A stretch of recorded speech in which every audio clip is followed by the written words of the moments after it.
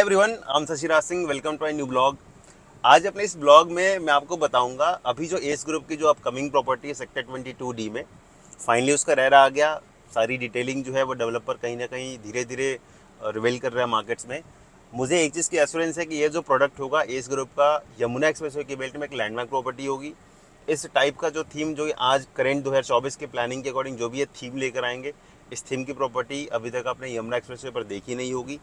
सो आप end user हो, आप इन्वेस्टर हो, आपको इस प्रोजेक्ट में पैसे क्यों इन्वेस्ट करना चाहिए। तो कुछ जो पैरामीटर्स होते हैं, क्योंकि जो पैरामीटर्स आपको बताऊंगा सारे ये मेरे वर्किंग एक्सपीरियंस के अकॉर्डिंग है। इस लोकेशन में जो ऑलरेडी काम किया है उसके बेस पे आपको बताऊंगा कि आपको इस लोकेशन में इन्वेस्टमेंट इस एज ग्रुप की प्रॉपर्टी में क्यों करना चाहिए, इसकी लोकेशन का एडवांटेज क्या है, इसकी फ्यूचरिस्टिक जो प्लानिंग अथॉरिटी की है जो आपको बैक टू बैक दिख रही है, तो उसके हिसाब से ये जो लोकेशन है वो किस वे में कहाँ तक कन्वर्ट होकर जाएगा। तो एक बार इस पैरामीटर्स को आप समझो। इसके अलावा यहाँ पर मल्टीपल डेवलपर्स और भी अपकमिंग होंगे। 7-8 लैंड की बिडिंग चल रही है अथॉरिटी के हिसाब से। सो हो सकता है इन नेक्स्ट 3-4 मंथ्स आपको कुछ और भी डेवलपर मिले। So as of now I will talk only कि इस प्रॉपर्टी जो एस ग्रुप का ये जो 22D में जो प्रोजेक्ट है इसमें आपको इन्वेस्टमेंट क्यों करना चाहिए, और इन्वेस्टमेंट करने के बाद आप एंड यूजर हो, आप इन्वेस्टर हो, आपको किस तरीके का अप्रिशिएशन और रिटर्न्स मिल सकता है। सो बिफोर इन्वेस्टिंग आप एक बार इस वीडियोस को देखें, और कोई भी रिक्वायरमेंट्स होती है इस प्रोजेक्ट से रिलेटेड या कोई इन्फॉर्मेशन आपको चाहिए, मुझे इसके डायरेक्टली कनेक्ट कर सकते हैं। तो एक बार इस पैरामीटर्स को आप ध्यान से समझिए। सो स्टार्ट करने से पहले आपको मैं वर्किंग इस लोकेशन की बता देता हूँ। I am working with this location since 2016। यहाँ पर मैंने ATS allure, oasis grand stand, Gauri Yamuna city multiple projects में ऑलरेडी काम किया हुआ है। सो इस लोकेशन पे काम करते हुए मुझे रफली 7 ईयर्स के आसपास हो गए।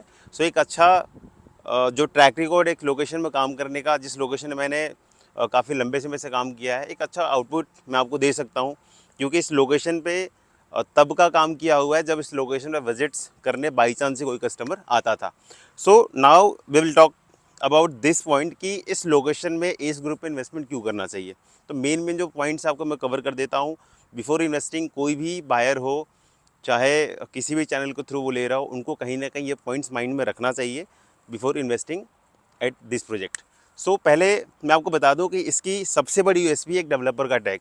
डेवलपर का जो टैग अपने आप में इतना बड़ा है, नोएडा में एस का नाम आज के रेट में आप ये मान के चलो जैसे गोदरेज का बोलबाला पैन इंडिया है, जैसे आपका गुड़गांव में DLF का बोलबाला है, प्रेस्टीज आपका बेंगलोर में बोलबाला है। इन सब में जो ए से उसी प्लेटफॉर्म पे कहीं ना कहीं कन्वर्ट होता जा रहा है।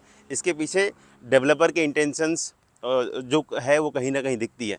एक तो एस ग्रुप का आज के रेट वर्किंग मॉडल ऐसा है कि किसी भी प्रोडक्ट को एक डिफरेंट थीम पर कहीं ना कहीं कन्वर्ट करने की प्लानिंग होती है। अभी आपने लास्ट इनके नोडा एक्सटेंशन में देखी होगी, एस डिविनो 150 में देखा होगा, एस पार्कवे कहीं ना कहीं एक अफोर्डेबल सेगमेंट को उन्होंने लग्जरी सेगमेंट में कहीं ना कहीं कन्वर्ट कर दिया। तो एक डेवलपर का टैग जिसका ट्रैक रिकॉर्ड बहुत ही वाइड रहा हो नोएडा मार्केट के बायर्स के लिए, इसलिए एक सबसे बड़ा ट्रस्ट है कि अगर इस ग्रुप का प्रोजेक्ट है तो वाकई बहुत ही अच्छा होगा। दूसरा, मैं बात करूं लोकेशन की, जो एस ग्रुप ने यहाँ पर लैंड जो बाई किया हुआ है, ये जो लैंड है वो 2 साइड ओपन प्लॉट है। अभी मैं आप देख सकते हो ये 30 मीटर का आपका सेक्टर रोड पे खड़ा हूँ मैं, और जो हमारा यमुना एक्सप्रेस है हार्डली यहाँ से 100 मीटर का डिस्टेंस पर आता है। सो लोकेशन इसकी बहुत ही प्रॉमिसिंग है, प्लॉट की लोकेशन बहुत ही प्रॉमिसिंग है। लैंड पार्सल चूँकि बड़ा है, 11 एकड़ के आसपास का है, तो अम्यूनिटीज़ भी आप कहीं समझ लो कि एक डिफरेंट थीम आपको इस प्रोजेक्ट के अंदर दिखेगा। तो डेवलपर का टैग बड़ा हो गया, लोकेशन अच्छी होगी, प्रोजेक्ट की जो थीम है वो काफ़ी अच्छा बनाएगा एज़ पर डेवलपर, जो डेवलपर की कमिटमेंट है।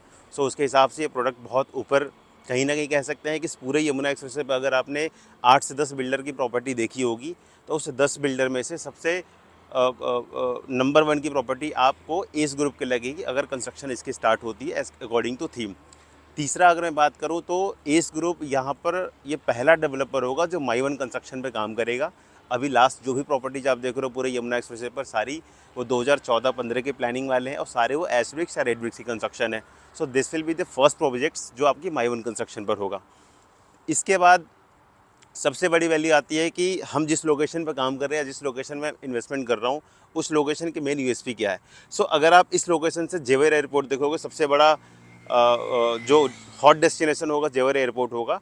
सो जेवर एयरपोर्ट यहाँ से रफली जो डिस्टेंस आता है वो 12-13 किलोमीटर के डिस्टेंस में आता है। इसके अलावा अगर परी चौक देखेंगे तो रफली 16-17 किलोमीटर के डिस्टेंस में यहाँ से परी चौक आता है। सो ओवरऑल एक ऐसी लोकेशन जो बिल्कुल सेंट्रल हो, एक साइड में एयरपोर्ट 10 मिनट के डिस्टेंस पे, एक साइड में परी चौक 15 मिनट के डिस्टेंस पे।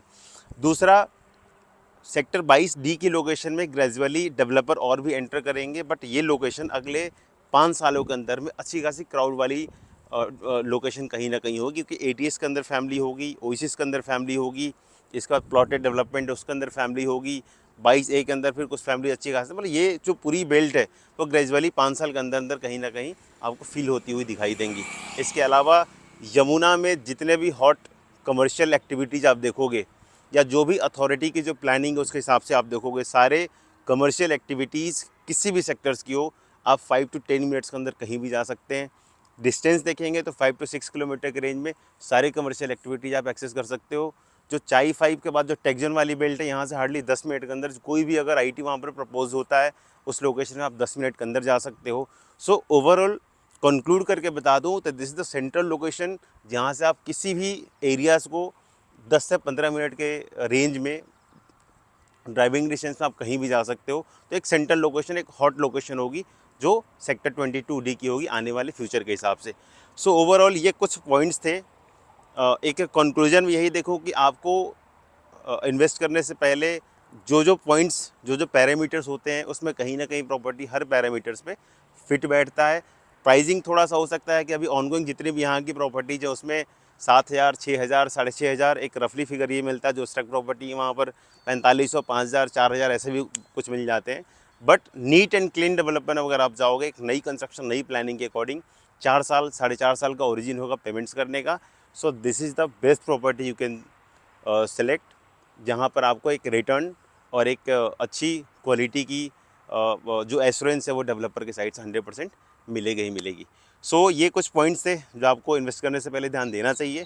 और बाकी अभी EOIs का चल रहा है, डेवलपर ने EOI लेना स्टार्ट कर दिया है। सो अगर आपकी ये प्लानिंग है कि आप EOI एक्सप्रेशन ऑफ इंटरेस्ट देके एक प्रायोरिटी आप जनरेट करा लो, क्योंकि जो कस्टमर प्रायोरिटी जनरेट कराएगा, यूनिट्स अलॉटमेंट भी उसके अकॉर्डिंग ही होगी इस प्रोजेक्ट में।